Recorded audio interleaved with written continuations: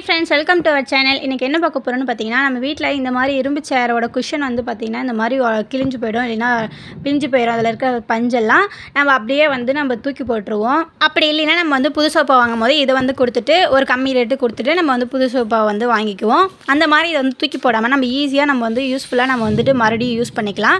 Skip பண்ணாமல் ஃபுல்லாக பாருங்கள். இதுக்கு மேலே நம்ம வந்து வேஸ்ட்டுன்னு தூக்கி போடவே தேவையில்லை. எவ்வளோ பேட் கண்டிஷனில் இருந்தாலும் நம்ம அழகாக வந்து நம்ம மாற்றிக்கலாம். சென்னையில் வந்து ஹெவி ரெயினாக இருக்குது. நடுவில் இடி இடிக்கிற சவுண்டெல்லாம் கேட்கும். கொஞ்சம் அதை மட்டும் அட்ஜஸ்ட் பண்ணிக்கோங்க. இப்போ வந்து நம்ம குஷனை மட்டும் தனியாக எடுத்துடலாம். இது பார்த்திங்கன்னா பசங்க வந்து இது கவுத்தி போட்டு மேலே குதிச்சதுனால இந்த மாதிரி உடஞ்சி போயிடுச்சு. அதனால் இந்த குஷன் வந்து இந்த மாதிரி தனியாகவே வந்துடுச்சு. உங்களுக்கு அந்த மாதிரி வரலைன்னா வந்து ஸ்க்ரூ போட்டு டைட் பண்ணியிருப்பாங்க. அதை மட்டும் நீங்கள் தனியாக கழட்டி எடுத்துட்டிங்கன்னா நம்மளுக்கு வந்து தானாக வந்துடும். இப்போ பார்த்திங்கன்னா இந்த இரும்பு தான் இருக்குது. நம்மளுக்கு வந்து சோஃபா வந்து நல்லாவே இருக்குது இரும்பு. அந்த குஷன் மட்டும்தான் நம்மளுக்கு வந்து பிரச்சனை. அதனால் அந்த குஷனை மட்டும் தூக்கி போட்டுட்டு நம்மளுக்கு இதுக்கு என்ன வழிங்கிறத நம்ம வந்து பார்க்கலாம். இதே மாதிரி இன்னொரு சோஃபா இருந்ததுனால அதில் வந்து நான் மெஷர்மெண்ட் எடுத்துக்கிட்டேன். உங்ககிட்ட இல்லைன்னா அதே சோஃபாவோடைய மெஷர் பண்ணிக்கோங்க அந்த குஷனையே.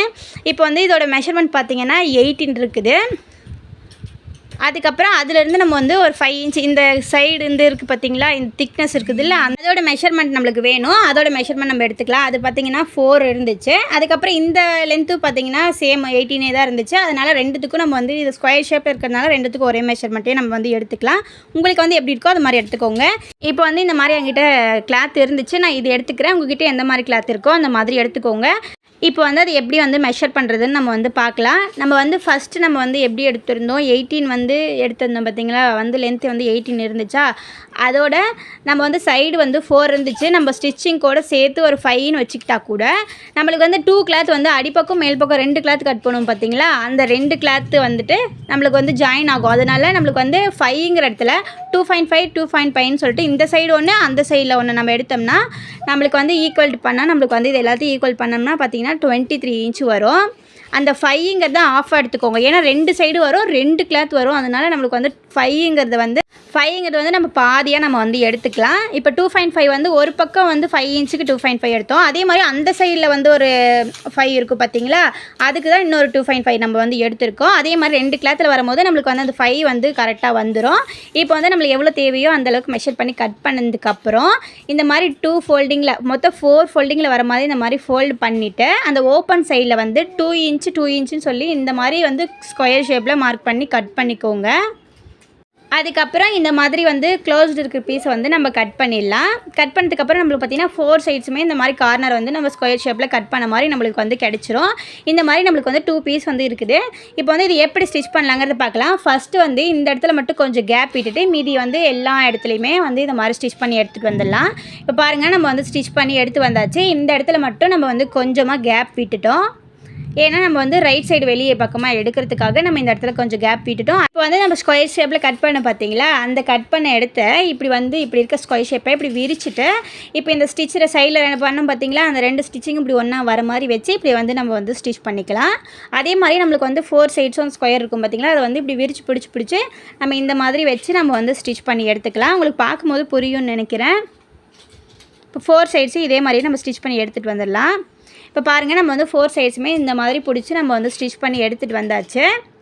இப்போ இந்த ஸ்டிச் பண்ணது தான் பார்த்திங்கன்னா நம்மளுக்கு அந்த சைடில் 5 இன்ச் அந்த திக்னஸ் வரும் பார்த்திங்களா, அந்த 5 இன்ச் திக்னஸ் இந்த இது தான் நம்மளுக்கு வந்து வரும். இப்போ வந்து நம்ம இந்த ஓப்பன் வழியாக நம்ம வந்து வெளியே எடுத்துடலாம் ரைட் சைடை.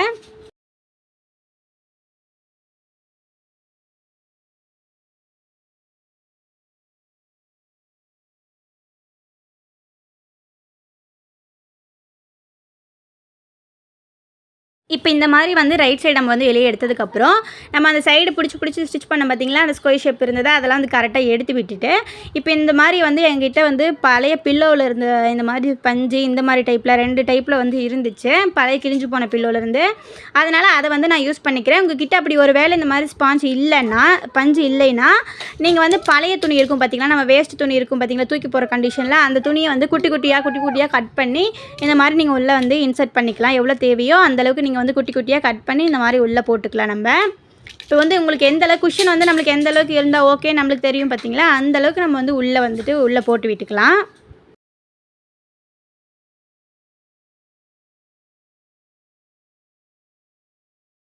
இப்போ நம்ம இந்த அளவுக்கு வந்து நம்ம உள்ளே வந்து ஃபில் பண்ணியாச்சு. நம்மளுக்கு இந்த அளவுக்கு போதுன்ட்டு. இப்போ வந்து நம்மளுக்கு அந்த கொஞ்சம் கேப் விட்டுருந்தோம் பார்த்தீங்களா, அந்த கேப் வந்து இந்த மாதிரி பிடிச்சி நம்ம வந்து இந்த மாதிரி ஒரு ஸ்டிச் போட்டு எடுத்துக்கிட்டால் நமக்கு வந்து ஃபினிஷ் ஆயிடுச்சு.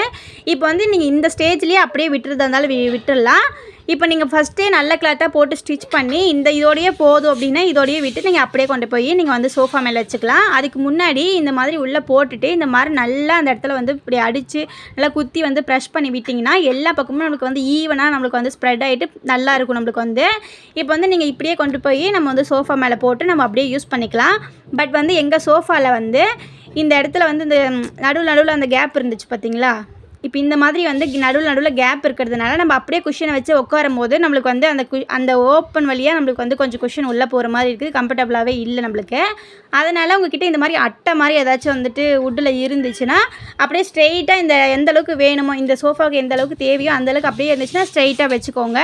என்கிட்ட அந்தளவுக்கு இல்லாதனால இந்த மாதிரி குட்டி குட்டியாக பீஸ் வந்து 3 பீஸ் இருந்துச்சு. நான் அந்த பீஸை வந்து அப்படியே கொஞ்சம் கேப்பில் நம்ம இந்த மாதிரி வச்சு விட்டுக்கிட்டேன். இப்போ வச்சுட்டு இதுக்கு மேலே கூட நீங்கள் வந்து இந்த மாதிரி குஷனை போட்டு உட்காரும் போது நம்மளுக்கு வந்து எந்த ஒரு இதுவுமே இல்லாமல் நம்ம நீட்டாக உட்காந்துக்கலாம். அந்த ஓப்பன் வழியாக நம்மளுக்கு வந்து உள்ளே போகாது.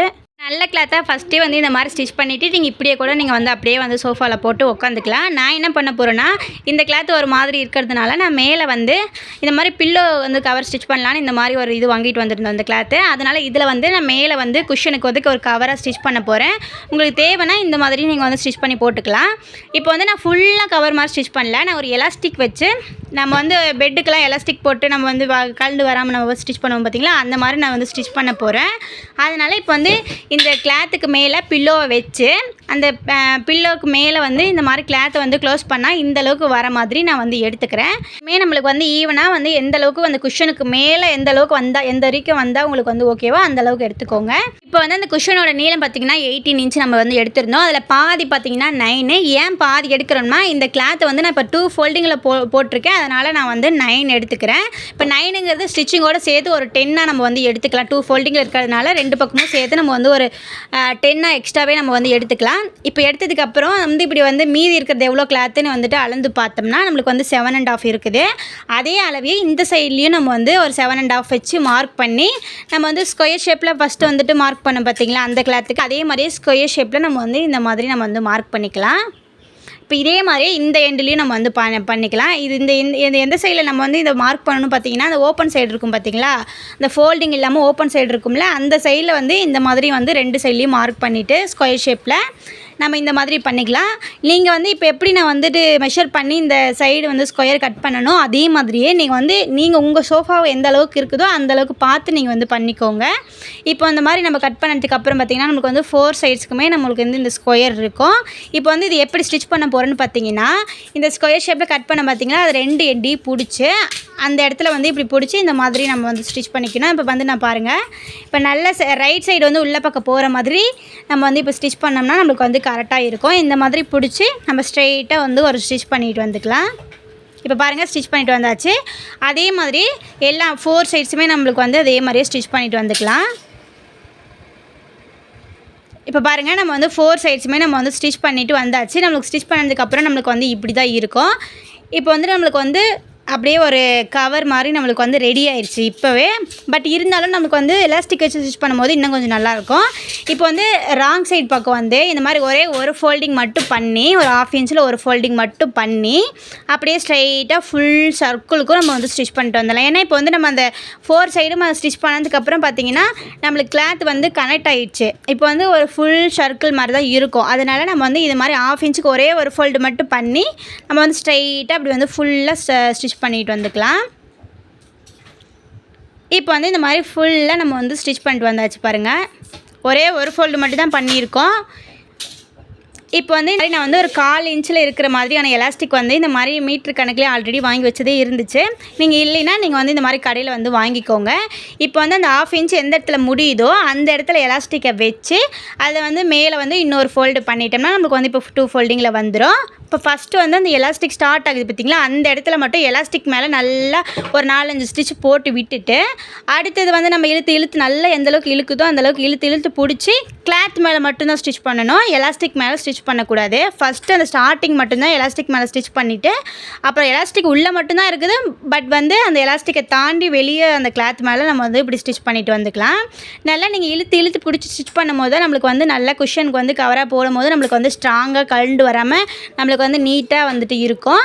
இப்போ இந்த மாதிரி ஃபுல்லாக ஸ்டிச் பண்ணிவிட்டு அந்த எட்ஜில் வந்து எந்த அளவுக்கு தேவையோ அந்த அளவுக்கு எலாஸ்டிக் இழுத்து பிடிச்சி நம்மளுக்கு வந்து இந்த மாதிரி உள்ளே வச்சு, அதே மாதிரி ஸ்டார்டிங்கில் எப்படி வந்து ஸ்டிச் பண்ணமோ அதே மாதிரி எண்டிங்கோட எலாஸ்டிக்கையும் நல்லா ஒரு 4-5 ஸ்டிச் போட்டு விட்டுறணும்.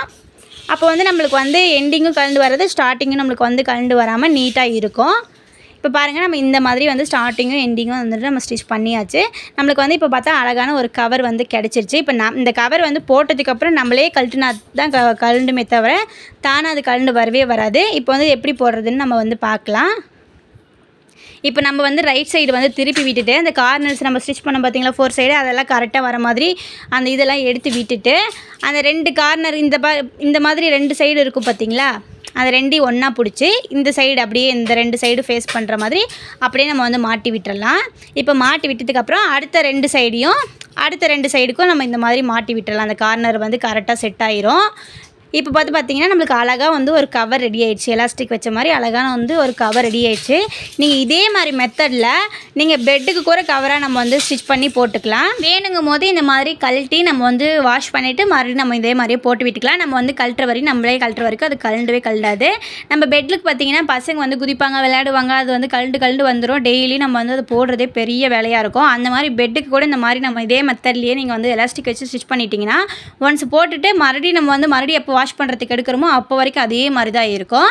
இப்போ இந்த குஷனை வந்து நம்ம அழகாக கொண்டு போய் நம்ம வந்து சோஃபாவில் வச்சு விட்டோம்னா பார்க்குறதுக்கு ரொம்ப நீட்டான ஒரு வந்து சோஃபா வந்து நம்மளுக்கு வந்து ரெடி ஆயிடுச்சு. நம்ம வேஸ்ட்டாக தூக்கி போடலான்னு நினச்சிட்டு இருந்த சோஃபாவை நம்ம அழகாக வந்துட்டு மாற்றிக்கலாம். இதுக்கு மேலே எந்த கண்டிஷனில் சோஃபா போனாலும் இந்த மாதிரி வந்து இருக்கிற இரும்பு சோஃபா வந்து நீங்கள் தூக்கி போடவே போடாதீங்க. இதே மாதிரி மெத்தடில் நீங்கள் இரும்பு சேருக்கு கூட நீங்கள் வந்து குஷன் வந்து ரெடி பண்ணி நீங்கள் இரும்பு சேருக்கு கூட வச்சு நம்ம வந்து அழகாக யூஸ் பண்ணிக்கலாம். என் பையன் இதில் வந்து உட்காந்துட்டு எப்படி ராஜா பகவத் மாதிரி இருக்கிறனா அப்படின்னு சொல்லிட்டு கேட்டுட்டு இருந்தான். கண்டிப்பாக நீங்களும் வந்து ட்ரை பண்ணி பாருங்கள்.